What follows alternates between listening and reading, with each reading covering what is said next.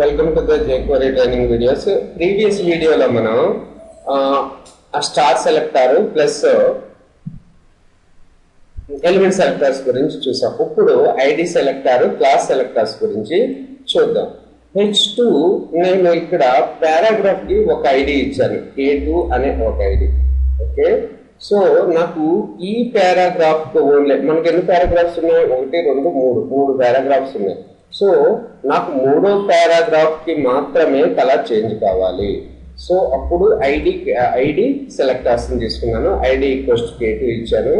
ఇక్కడ dollar so k2 ని use చేశాను. ఇప్పుడు చూడండి అవుట్పుట్ ఓన్లీ k2 అనే ఐడి ఉన్న పారాగ్రాఫ్ కి మాత్రమే కలర్ చేంజ్ అయింది.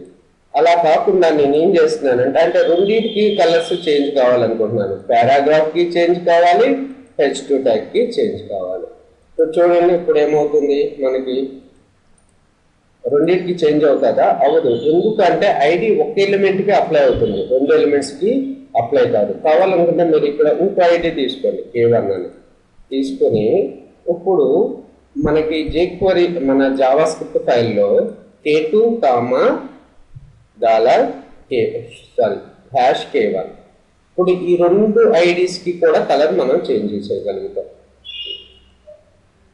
సో ఒకటే ఐడి ఇచ్చి రెండింటికి చేంజ్ చేయలేము.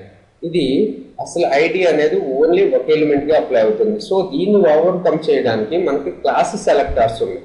Okay, so class equals to k1 p class equals to k2. Sorry, ఇక్కడ కూడా k1 వస్తుంది. ఇప్పుడు మనం రెండింటికి కూడా కలర్ చేంజ్ చేయగలుగుతాం. సో మనం క్లాస్ని ఎలా యాక్సెస్ చేసుకోగలుగుతాం? క్లాస్ డాట్ ద్వారా యాక్సెస్ చేసుకోగలుగుతాం k1. చూడండి ఇప్పుడు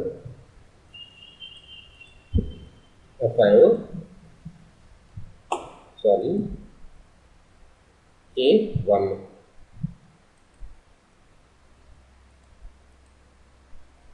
సేవ్ చేయాలి, మర్చిపోవద్దు. సో k1 దీనికి అప్లై అయింది. అలా కాకుండా నాకు 2-3 క్లాసెస్ ఉన్నాయి అనుకుందాం. క్లాసు k2 ఈ బటన్ కూడా అప్లై చేయాలనుకుంటున్నాను.